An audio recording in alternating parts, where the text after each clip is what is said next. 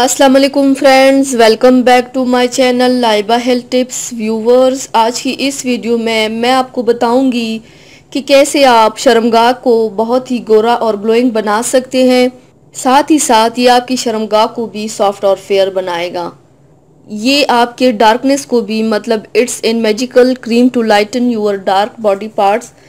तो चलिए शुरू करते हैं, पर इसके पहले प्लीज़ मेरे चैनल को सब्सक्राइब कर लीजिए और बेल आइकन को दबाइए एवरी लेटेस्ट ब्यूटी अपडेट को सबसे पहले पाने के लिए।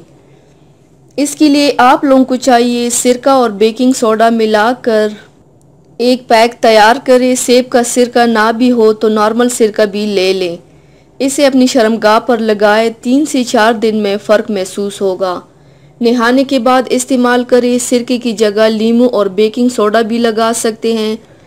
बेसन में दही, नींबू का रस, हल्दी और थोड़ा सा बेकिंग सोडा मिलाकर पेस्ट सा तैयार करें। शर्मगाह पर पेस्ट से अच्छी तरह मालिश करें।